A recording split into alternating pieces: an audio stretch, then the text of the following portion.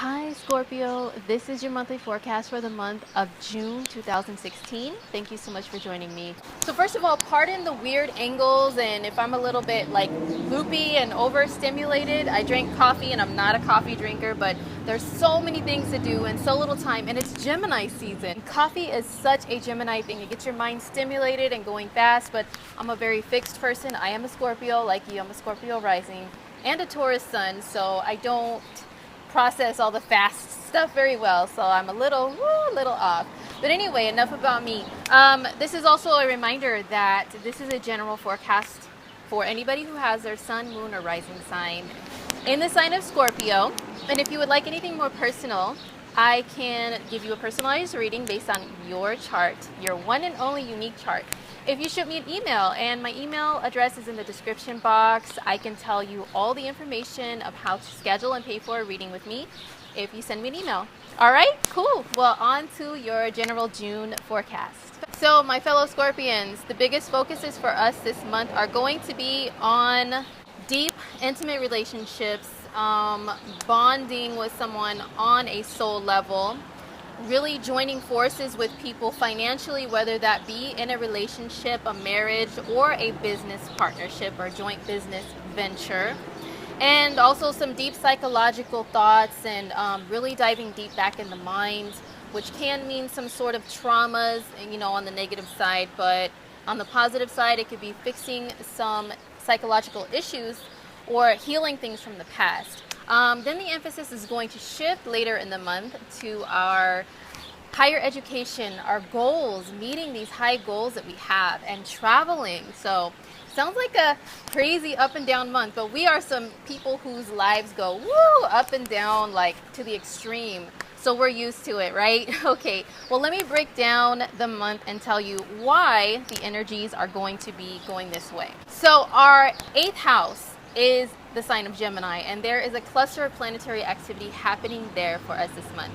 We have the sun there, we have a new moon there on June 4th, and then we have Venus there, and then Mercury will join a little bit towards the middle of the month, like around the 12th.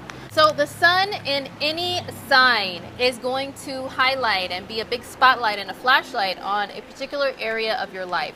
For us Scorpios, that's our 8th house, as I mentioned, which rules like deep intimate bonding and finances that are joint or shared in some type of way. It rules taxes and insurance. It rules the deep subconscious mind, the things that we ourselves consciously bury back there in the back of our minds. Now this also rules like divorce, custody battles, alimony, those types of things, inheritances. So those themes may be more prominent in the lives of my fellow Scorpions during Gemini season when the sun is there. If there are any issues or anything that needs to be addressed in those areas, then the sun is going to show that to us. It's going to brighten up that area of our lives, that dark, murky area, right? And show us, look, this needs to be handled. It can also bring up intimacy, if we have any intimacy issues with a partner, they can be brought up and spoken about, especially because Mercury's going to join there later. Or it can be not intimacy issues, but just what we want as far as intimacy with another person. We'll just be talking about it more. We'll see those things more clearly and express them a lot more with the sun there. With a new moon, the new moon sets the ground as far as being cleared away for something new to come about in this area of life. Now this new moon is going to be very interesting, okay, because it has some aspects to it that are challenging and are a part of a grand cross. This is a grand cross in mutable signs, and I will explain what this means for us and how it affects our lives. So the new moon is in Gemini. That means the sun and the moon come together to birth something new, and it may have to clear away something old to make room for this new thing. It's in a conjunction with Venus, which is a very positive, beneficial energy. It helps smooth out any of the rough edges of anything else going on. Helps us to be like, no, everyone, let's not fight, let's get along. Now, all the other planets that are forming a square here, okay, squares and oppositions to this new moon, are challenging and are kind of debating, each other. They're challenging energies. So we have Jupiter in Virgo in our 11th house. Jupiter is happy, and especially being in the 11th house, he just wants to jump and go for those goals. Jupiter tells us, don't worry about tomorrow. Don't worry about anything. Don't be quote unquote negative. Only focus on the positive. And there's only positive in the world, Scorpio. So when it comes to our goals, let's just jump and fly and just go for them. Well, Jupiter is being challenged in a square, which is like challenging someone to a duel in a way, you know, by Saturn, which is in our second house of earned income. And Saturn in our second house is telling us, no, you still have to work very, very hard to achieve these goals, whether it's financial goals, because this is in a financial house, anything that has to do with like your business or anything. Saturn is checking Jupiter, saying, no, Jupiter, we cannot just jump. Okay, if you're getting more, say you're getting more clients in, okay, because you've been advertising or networking, and this is the 11th house, which is advertising and networking with people, right? And Jupiter's there like, woohoo, yay, come on everybody, come on in, you know, new clients, yay, yay, yay, we'll do this. Saturn in the second is like, hold on, don't forget this is hard work, and don't try to take on too much work, more than you can handle by being overly optimistic. And then we have Neptune in our 5th house of creativity, and if you start a business fresh from scratch that you grow and you nurture, you know, up from the bottom, that is also the 5th house, and that's where Neptune is. So Neptune is like la-di-da, you know, and it's a very creative house, and Neptune is a creative energy. It's like divine creativity that you just channel from up above, and you're a natural at doing things. So a lot of my Scorpios right now in their lives may be a natural at very creative things and try to generate a business from it. So we may be feeling like, yay, I can do all this creative stuff, and Jupiter is opposing it. Like, yeah, let's do this, you know. And Neptune is down here too, just kind of like la-di-da-di-da, kind of unorganized, right? And then Saturn is squaring both of them like, hey, you guys have big dreams, you have big goals, but we really have to be organized if we want to earn this money. We have to be serious about business. And then we have the 8th house, which is if you have your own business and you have people that work under you, that's the 8th house, for example. And also it is joint finances, like with a partner. So for example, maybe you're working really hard with all this business stuff, with establishing it, trying to come up with creative ideas and plans and goals. And then you have your 8th house, maybe you're married or you have a significant other that you share your income with, just using one example. And they're kind of challenging this stuff, like also like, hey, what about your family life, and what about investing money from you earning from your work and your business back into us, our relationship, our family? You know, this is an example that I've seen with some Scorpions lately, a real life example. So this is just one example of the challenge of the grand mutable cross. It's hitting our money houses and our business and networking growth houses, okay? So the new moon is triggering something to change in those areas of life. Whether or not the change is positive or negative, it really depends on you, how you approach things, how you handle things, and the rest of your chart. But just letting my Scorpios know that this is like huge for us, especially for entrepreneurs. So just use the energy wisely. Keep on thinking positive, but be realistic about those business goals. So as I mentioned briefly, Venus will be in this 8th house until the 17th of June. Venus in the 8th house. Now the 8th house is a similar energy to Scorpio, because we are the 8th sign on the zodiac wheel. So whenever energy is going on in our 8th house, it's like double the Scorpionic energy. Venus there, it can have us feeling really good about anything Scorpionic, anything Venusian. Like we may want to be diving into like mystery shows and those like forensic files type shows, the first 48, you know, all that stuff that other people might find creepy. But we like those things because it has to do with not only the dark side of life, but like really digging deep back in the mind to like solve mysteries and things like that. So since Venus is how you enjoy yourself, we may be enjoying more stuff like that. We can be enjoying more intimate time with somebody that we are involved in whatever way we are involved. And just really feeling like I just want time all to myself with them. I really don't want to share. We're already like that, Scorpios, but this can be like an extra boost of that energy. What I would say to avoid is being too jealous and possessive, which the 8th house, that's a negative side to it, you know, like, where are you going? What are you doing? Who's on your phone? They get a little alert on their phone. It's just like, bing, like, oh, who's that? Bing, oh, who's that?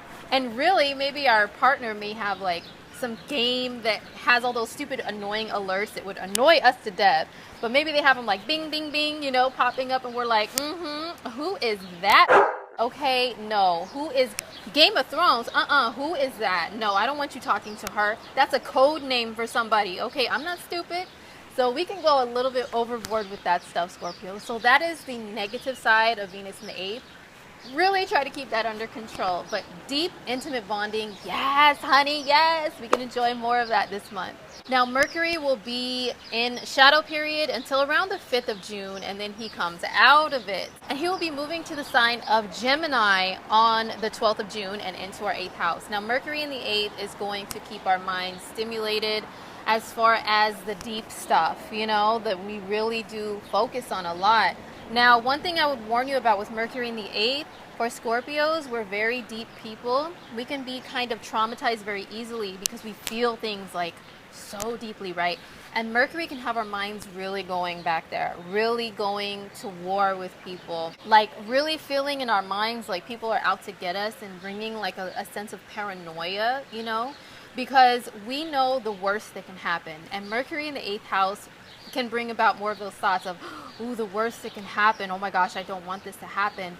You know, so we can tend to go that way mentally with Mercury there. Or it can have us thinking back to darker times in our lives, you know, of something that was a traumatizing situation. So we need to be careful not to, you know, go too far into the dark side to where we are avoiding people, being paranoid about people around us, you know, and venturing way into the dark side. But Mercury in the 8th, a great time, like I said, with Venus being there too, enjoying like murder mystery shows, solving mysteries on TV, getting into movies that are a little bit on the darker side, but we dig that stuff. Since Mercury helps us to organize things and plan things out and really think about things, we may be called to think about more 8th house matter focused things in life, like organizing our taxes, our insurance, going over those things with our partner if we're partnered up, going over even marriage, even though marriage is the 7th house, but like the part of marriage that really, really matters, in my opinion, not just the surface level, oh, we're together and we're so happy, yay, holding hands together.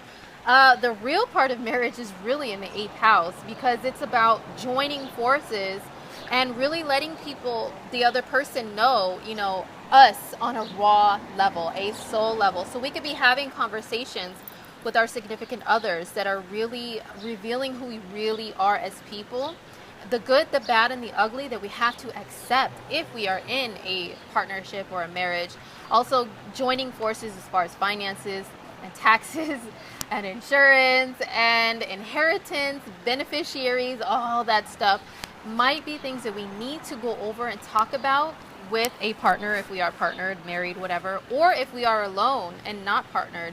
We might have those things come up that we have to organize in our own lives, you know, like life insurance, anything in 8th house matters gonna come up in our minds and in our lives. So let's just get them done and taken care of so we can move on and have some fun when the energy shifts to the 9th house. Yes, honey. Okay, so the sun will move into the 9th house on the 20th of June.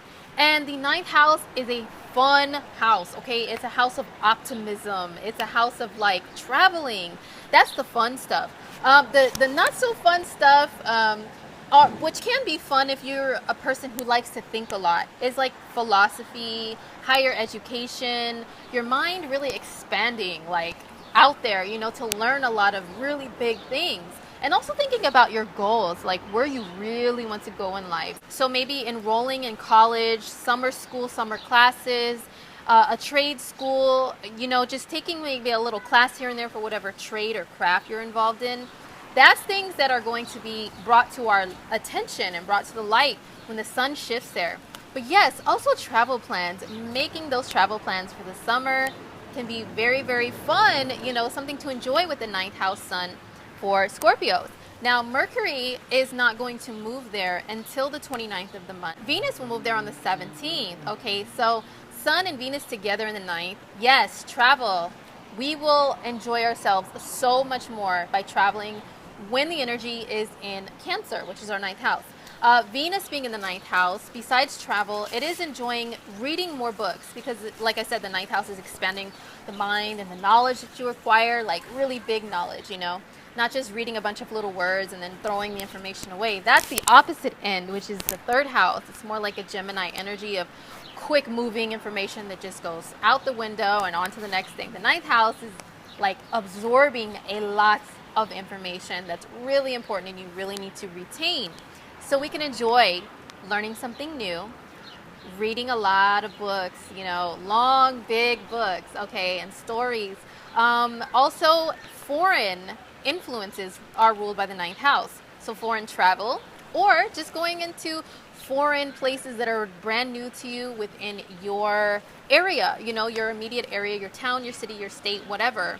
Like trying some new foods is something I always mention when Venus goes into the 9th house because Venus rules like food and the 5 senses. So yeah, foreign foods, or even going hiking like on a different part of your state or city. Maybe something to enjoy when Venus is in the 9th. And also if you're looking for love, Venus in the 9th can influence you and help you to find love in a foreign place, like while traveling, or just find love locally with a foreign person. So, good times, Scorpio. Now on to something a little more serious again, Scorpio. We are serious people, so we can handle this, okay? But Mars has moved back into our sign and moved back into our sign on May 26th, 27th, about last month, and into Scorpio, and it's retrograde. So what this means is, well, actually it's retrograde until the 29th of June, and then it'll continue to be in our sign of Scorpio until August 2nd. So for the whole month of June, we have this frustrating energy, just being honest, because Mars is an energy that likes to move forward. It likes to push forward. It likes to just point its arrow, which is symbolized by a circle and an arrow for a reason. It points its arrow at its goal and what it wants to do and what it wants in general. And it's like, that's what I want. I'm going to go straight forward, full speed ahead. And it has tunnel vision towards everything else. It just wants to move forward, right? That's how we Scorpios are by nature because we are anciently ruled by Mars.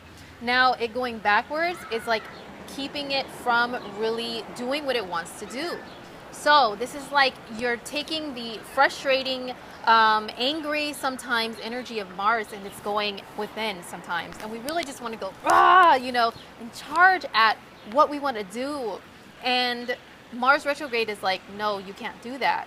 So it can be a good thing as far as keeping us from diving headfirst into battles that we really don't need to jump into, you know. And if we do try to jump into battles that are unnecessary or just totally just extra, okay, just to fight, then you must know that Mars retrograde will make that anger turn into a boomerang effect. Like we put it out there, it's going to come whack-pow right back to us, and not in a very favorable way. So don't try to jump into battles that are unnecessary. Any actions that you really, really need to dive in and take, you need to maybe wait until it goes forward after the 29th to really take them. But still, Mars in our sign is going to give us time to go over those ideas and actions that we do want to perform because we're so hyped, because Mars is a very hyped energy. And it's in our sign. It's like, okay, when can I go? When can I go? Okay, wait till after the 29th, then we can go. All right, Scorpios. On the 20th of June, there's going to be a full moon in Sagittarius at 29 degrees. This is in our 2nd house of earned income. And remember, last month in May, we had a full moon in Sagittarius there as well. It was at 1 degree Sagittarius in a conjunction with Mars, our ruling planet, and the planet of like anger and aggression. So when it comes to 2nd house matters, there could be a few things that happen. Maybe it initiated us on a positive level to take some actions, to make some purchases, to invest in our long-term investments, okay? Whether that be with business or any type of financial investments. Like maybe savings, like just make us jump and say, you know what, I want to take this big cluster of money that really doesn't have a designated purpose and just put it into a savings account. Invest in my future, and I'm going to continue to do so going forward. That's a positive thing. Or business investment, yes, positive.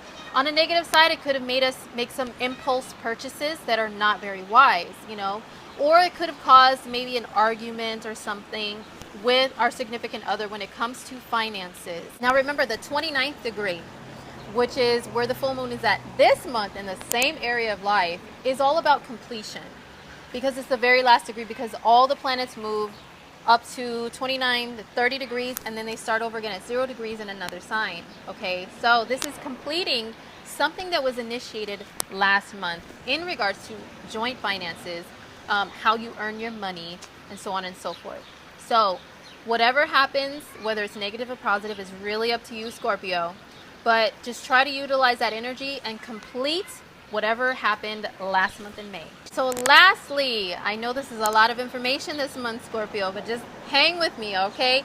We have Neptune and Chiron, both in the sign of Pisces, both in our 5th house, going retrograde this month. Neptune goes retrograde on the 13th of June and Chiron on the 27th of June.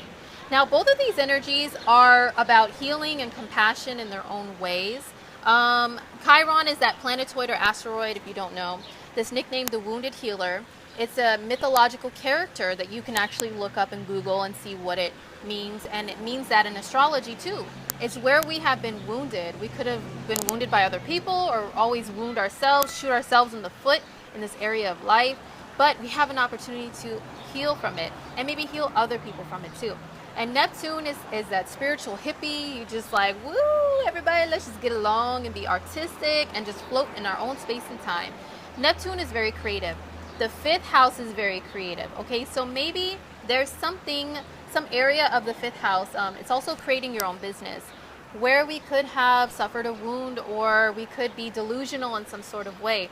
Well, Neptune retrograde is going to help us to see things a little more clearly. It's going to be more of a strong, potent, creative energy. I know that much. And also Chiron there. Now, this is also the house of children. So a lot of my Scorpios, we could be having some painful things come up when it comes to children, how we're raising our children, or when it comes to having childlike fun ourselves. So remember, retrogrades bring things back and make things more like in your face, okay, to where you can see them more. So those themes are going to come up with these retrograde planets. They're going to be retrograde for a little while, Scorpio, so just hang tight.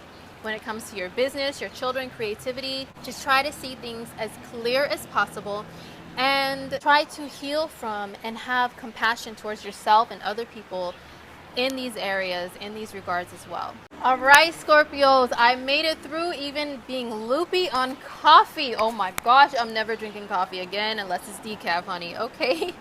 Well, that was your forecast for the month of June. I really hope it was insightful in some sort of way. And remember, shoot me an email, which is down below, if you would like a personal reading to look at anything in life. I would love to help you out. All right, well, take care of yourselves, my Scorpions. Have a great month of June. I'll see you guys next month in July. Don't forget to subscribe if you would like to continue to receive monthly horoscopes, because I love doing them for you. All right, take care of yourselves. Mwah! Love you guys. Peace.